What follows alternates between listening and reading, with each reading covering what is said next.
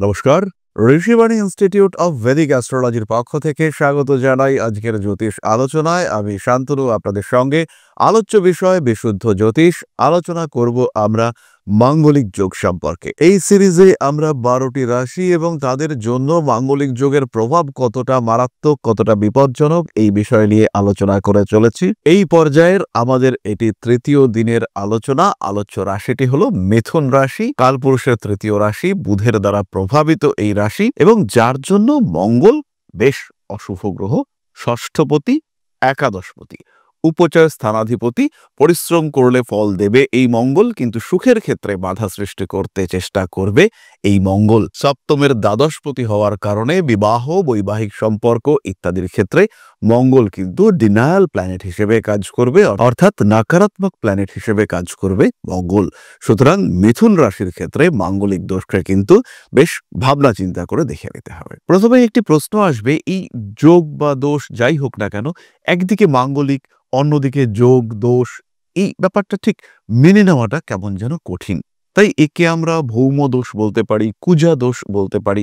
কিন্তু মাঙ্গলিক, যেহেতু মঙ্গল দ্বারা সৃষ্ট তাই মাঙ্গলিক বলা হয়, কিন্তু বেসিক্যালি মিথুনের ক্ষেত্রে এটা দোষ হিসেবেই ট্রিটেড হবে। প্রথমেই বলি, লগ্নে যদি মঙ্গল অবস্থান করে, লগ্নে মঙ্গল মিথুনে অবস্থান করে রয়েছে, সেই ক্ষেত্রে শরীরটা দুর্বল হবে, প্রচুর পরিশ্রম করতে হবে, কারণে অকারণে উত্তেজনা বৃদ্ধি, বউয়ের সঙ্গে অশান্তি, ষষ্ঠপতির দৃষ্টি সপ্তম ভাবের উপরে, মাথা গরম করার কারণে ফ্যামিলিতে অশান্তি, অশান্তি থেকে ঝামেলা, ঝামেলা থেকে বিচ্ছিন্নতা ইত্যাদি আসতে পারে।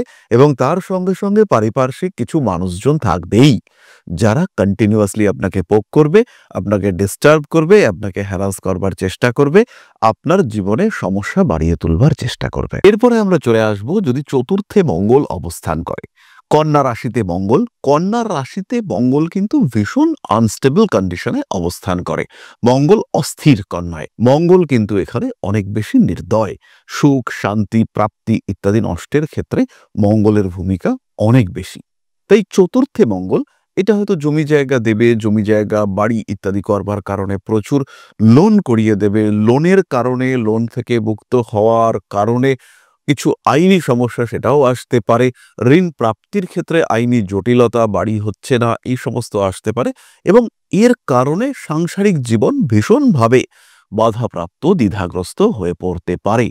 এটাও কিন্তু খুব একটা অনুকূল কম্বিনেশন নয়। তাছাড়াও মনের মধ্যে একটা চাপা উত্তেজনা, ফ্যামিলিতে অশান্তি, পারিবারিক কারণে, বাস্তু সমস্যার কারণে কিছু সমস্যা, কিছু দুর্ঘটনা, এগুলির শিকার কিন্তু অবশ্যই আপনি হতে পারেন। এর পরবর্তী অর্থাৎ সপ্তমে মঙ্গল ধনু রাশিতে, এটি মঙ্গলের জন্য খুব একটা পীড়াদায়ক পজিশন নয়। এবং মিথুন লগ্নের একাদশপতি, ষষ্ঠপতি মঙ্গল যদি সপ্তমে অবস্থান করে, সাধারণত জাতকের মধ্যে ব্যবসা করার একটা টেন্ডেন্সি দেখতে পাওয়া যায়। জাতক ব্যবসা করে অর্থ উপার্জন করে এবং স্বামী স্ত্রী সম্পর্ক যে বিরাট খারাপ হয় এই যুগে, তা কিন্তু একেবারেই নয়। এটিকে ইগনোর করা যেতে পারে। এরপরে হলো অষ্টমে মঙ্গল, মকর রাশিতে তুঙ্গক্ষেত্রস্থ মঙ্গল। এবং মাঙ্গলিক দোষের সূত্র অনুযায়ী যদি মঙ্গল তুঙ্গ হয় এবং মাঙ্গলিক দোষ সৃষ্টি হয়, সেই ক্ষেত্রে তার প্রভাব অনেকটাই কমে। তুঙ্গ গ্রহকে সুপ্রভাব বিস্তারকারী বলা হয়েছে। কিন্তু অ্যাকচুয়ালি কি হয়, মঙ্গল মকর রাশিতে অবস্থান করে রয়েছে উত্তরাষাঢ়া নক্ষত্রে এবং রবির অবস্থান বৃষতে, জ্যৈষ্ঠ মাসের রবি। মাঙ্গলিক দোষ ভীষণভাবে প্রভাব বিস্তার করবে, বিরাট সমস্যা সৃষ্টি হতে পারে। কিন্তু এই রবি অবস্থান করে রয়েছে একাদশে, একটু ইগো প্রবলেম থাকবে, একটু ডমিনেট করবার টেন্ডেন্সি, এই সমস্ত দেখতে পাওয়া যাবে। কিন্তু আলটিমেটলি জাতক বা জাতিকা তারা কিন্তু ভালো থাকবেন, বিবাহিত জীবনে বিরাট সমস্যা আসবে না। আবার এই তুঙ্গ মঙ্গল তিনি অবস্থান করে রয়েছেন শ্রবণা নক্ষত্রে। শ্রবণা নক্ষত্রে মঙ্গল কিন্তু ভীষণ ভীষণ সেন্সিটিভ। ছোট্ট ছোট্ট বিষয়ে মানুষের মনের মধ্যে বিরাট দুশ্চিন্তা নিয়ে আসে, মানুষকে প্রচণ্ড জেদি করে তোলে, হঠাৎ সিদ্ধান্ত নেওয়ার মানসিকতা ইত্যাদি সৃষ্টি হতে দেখতে পাওয়া যায়। এবং আলটিমেটলি এই শ্রবণার মঙ্গল কিন্তু বিরাট শুভ ফল দেয় না বিবাহিত জীবনের ক্ষেত্রে, সেন্সিটিভ করে তোলে ম্যারিড লাইফকে অনেকটাই। তারপরে ধনিষ্ঠার মঙ্গল, এটা তুলনামূলকভাবে শুভ, কিন্তু শনিদেবের অবস্থান এই মঙ্গলকে অনেকটাই নিয়ন্ত্রণ করে। এবং সপ্তমপতি বৃহস্পতির বলবত্তা সেটাও কিন্তু ইন্ডিকেট করে যে মঙ্গল কতটা ফল দেবে, মঙ্গল কতটা রেজাল্ট দেবে। আমরা এরকম দেখতে পেয়েছি বহুবার, মিথুন লগ্ন সপ্তমপতি বৃহস্পতি তুঙ্গ হয়ে রয়েছে, কিন্তু যেহেতু সপ্তমের অষ্টমে তুঙ্গ হয়ে রয়েছে, সেই ক্ষেত্রে কিন্তু কুপ্রভাব পাওয়া যাচ্ছে, নেগেটিভিটি দেখতে পাওয়া যাচ্ছে, সমস্যা আসছে। সুতরাং অষ্টমের মঙ্গল মিথুনের ক্ষেত্রে ভীষণ ইম্পর্টেন্ট। এরপরে রইল দ্বাদশে মঙ্গল, এটি কিন্তু ওয়ান কাইন্ড অফ বিপরীত রাজযোগ।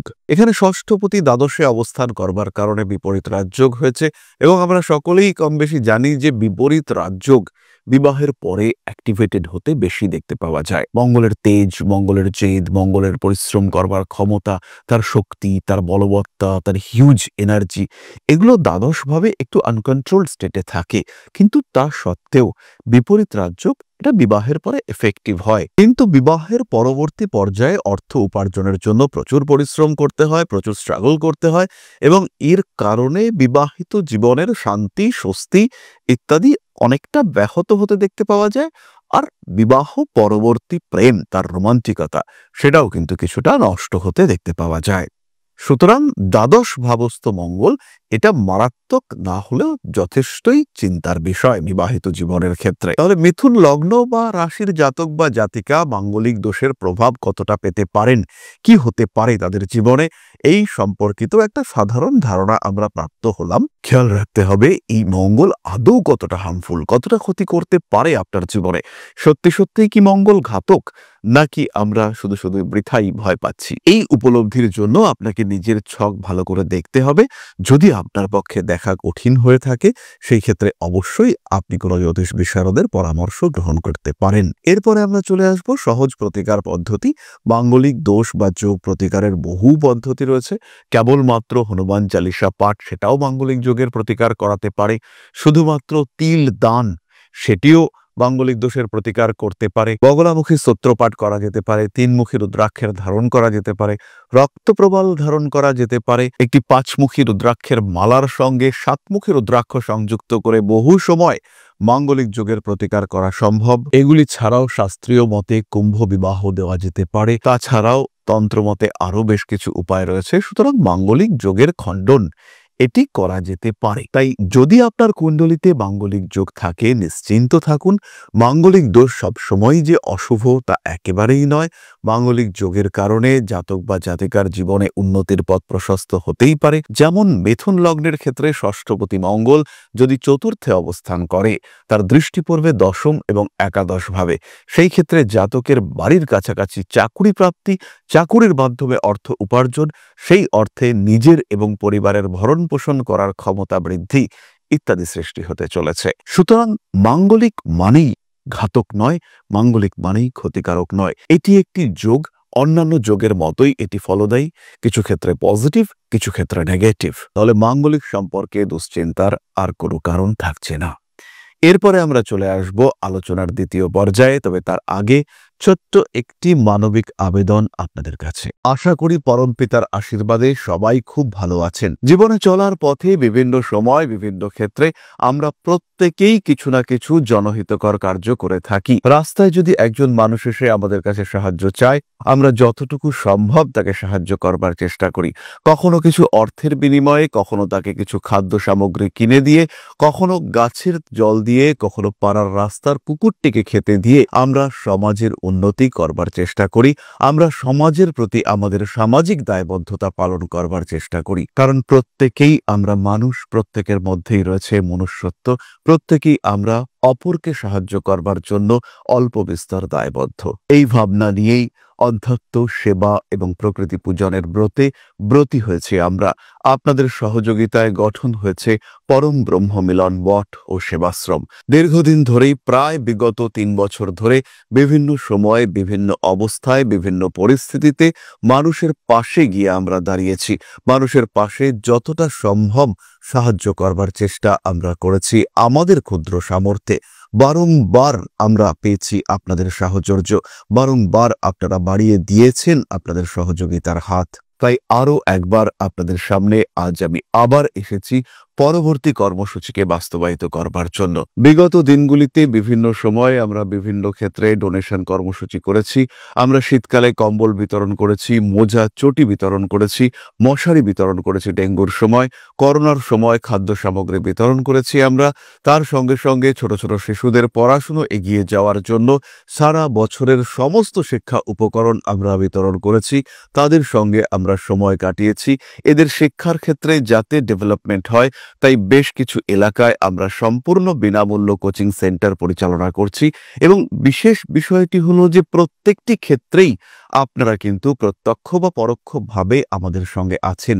এই কর্মসূচিগুলিকে সঠিকভাবে এগিয়ে নিয়ে যাওয়ার জন্য এবার প্রয়োজন হয়ে পড়েছে একটি পরিকাঠামো, একটি সুগঠিত আশ্রমের, যেখানে বেশ কিছু মানুষ আশ্রয় পাবে, যেখানে বেশ কিছু বৃদ্ধ বৃদ্ধা তাদের দিনগুলিকে আরেকটু খুশির মধ্যে নিয়ে আসতে পারবেন, যেখানে বেশ কিছু অসহায় শিশু তাদের অভিভাবক খুঁজে পাবে, যেখানে বেশ কিছু নিষ্পাপ প্রাণ বিকশিত হওয়ার সুযোগ পাবে, যেখানে বেশ কিছু নিষ্পাপ প্রাণী তারা তাদের আশ্রয় খুঁজে পাবে। এই আশ্রম পরিকল্পনার জন্য, তার পরিকাঠামো নির্মাণের জন্য আমরা একটি জায়গা সিলেক্ট করেছি। সেই জায়গাটি ক্রয় করবার জন্য প্রয়োজন বিপুল অর্থের, যেটি কেবলমাত্র আমাদের প্রচেষ্টায় সংগ্রহ করা অসম্ভব। তাই আপনাদের প্রত্যেকের কাছে ছোট্ট অনুরোধ, প্রত্যেকেই অল্প অল্প করে এগিয়ে আসুন। প্রত্যেকের বিন্দু বিন্দু অনুদানে একদিন সিন্ধু স্বরূপ গড়ে উঠবে পরম ব্রহ্মমিলন মঠ ও সেবাশ্রম। আমাদের প্রত্যেকের স্বপ্ন সমাজের জন্য কিছু করে যাওয়ার, সমাজকে উন্নততর পর্যায়ে নিয়ে যাওয়ার এই যে প্রচেষ্টা, এই যে ইচ্ছে, এই যে উদ্যম, এই উৎসাহ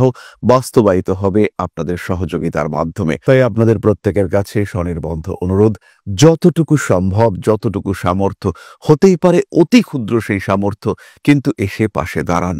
ইতিমধ্যেই বহু মানুষ তাদের যথাসম্ভব সাহায্যের হাত আমাদের দিকে বাড়িয়েছেন। আমরা তাদের প্রতি কৃতজ্ঞ। আমাদের আন্তরিক ধন্যবাদ আমরা জানাই তাদের প্রতি, এবং আপনাদের কাছেও আমাদের অনুরোধ, আপনারাও একটু একটু করে এগিয়ে আসুন। সবাই যদি অল্প অল্প করে এগিয়ে আসি তাহলেই কিন্তু বিরাট কোনো স্বপ্ন বাস্তবায়িত হতে পারবে। সকলেই যদি অল্প অল্প করে এগিয়ে আসি তাহলেই কিন্তু বিরাট এই মহান কর্ম বাস্তবায়িত হতে পারবে। একদিন আমার আপনার প্রত্যেকের স্বপ্ন পরম ব্রহ্মমিলন মঠ ও সেবাশ্রম আধ্যাত্ম সেবা এবং প্রকৃতি পূজনের এই মহান দায়িত্ব নিয়ে এগিয়ে আসতে পারবে, একটি জায়গা তৈরি করতে সক্ষম হবে। সবাইকে জানাই অগ্রিম ধন্যবাদ এবং শুভেচ্ছা। সবাই খুব ভালো থাকবেন। নমস্কার। তাহলে এবার চলে আসা যাক আপনাদের প্রশ্নের উত্তরের পর্যায়ে। প্রশ্ন করেছেন নিমাই চন্দ্র অধিকারী, ডেট অফ বার্থ ৯/৭/১৯৬৭, সময় ৩:৩৫ PM, place of birth Howrah. আমার জন্মছক বিচার করে বলবেন। নিমাইবাবু, জন্মকুণ্ডলিতে আপনার লগ্ন বৃশ্চিক এবং রাশি কর্কট। এই কুণ্ডলী সরকারি চাকরিকে সাপোর্ট করে এবং আপনার জীবনের যে অগ্রগতি বেশ কিছুটা স্পিরিচুয়াল ফিল্ডে হওয়ার সম্ভাবনা সেটাও কিন্তু রয়েছে। পুজো পাঠ, ধর্মীয় বিষয়, হবন ইত্যাদির প্রতি আকর্ষণ রয়েছে। ষষ্ঠভাবে রাহুর অবস্থানের কারণে কিছু আইনি জটিলতায় ফেসে যেতে পারেন এবং তার সঙ্গে সঙ্গে মূত্রনালী সংক্রান্ত পীড়ায় আক্রান্ত হওয়ার একটা সম্ভাবনা সেটাও দেখতে পাওয়া যায়। মাথা গরম প্রকৃতির মানুষ আপনি, উচ্চ ব্যক্তিত্ব সম্পন্ন, এবং তার সঙ্গে সঙ্গে জমি জায়গা সংক্রান্ত কিছু অশান্তি সেটাও আপনাকে ফেস করতে হয়েছে। রবি বুধ অষ্টমে থাকবার কারণে হয় আপনার যশহানি, সম্মানহানি হওয়ার যোগ তৈরি হয়েছে, অথবা আপনার চক্ষু, হৃদরোগ ইত্যাদির সম্ভাবনা দেখতে পাওয়া যাচ্ছে। তবে যেহেতু চন্দ্র বৃহস্পতি যুক্ত হয়ে রয়েছে এবং বৃহস্পতি তুঙ্গ ক্ষেত্রস্থ, ফলে আলটিমেটলি সমস্ত বিষয়ের ক্ষেত্রেই সাকসেসফুল হওয়ার সংযোগ দেখতে পাওয়া যাবে। নিজেকে সফল এবং উচ্চ স্থানাভিষিক্ত করবার চেষ্টা এটা আপনার কুণ্ডলিতে দেখতে পাওয়া যায়। ওভারঅল আপনার কুণ্ডলীকে আমরা একটি ভালো বলবান কুণ্ডলী হিসেবে বিচার করতে পারি। বয়সের এই পর্যায়ে এসে আপনি অবশ্যই জ্যোতিষ শিক্ষা এবং চর্চা করতে পারেন। তাহলে আজকের আলোচনা আমরা আর দীর্ঘায়িত করব না। সবাই সুস্থ থাকুন, ভালো থাকুন। জ্যোতিষ শিক্ষার নতুন ব্যাচ শুরু হতে চলেছে। সরাসরি ভর্তি হওয়ার জন্য যোগাযোগ করুন আমার ব্যক্তিগত নাম্বারে। ফিরে আসবো পরবর্তী আলোচনায়। মা শ্রী শ্রী আদি শক্তির আশীর্বাদে আপনাদের জীবন আরো আরো আরো সমৃদ্ধ হয়ে উঠুক। জয় মা আদি শক্তি। নমস্কার।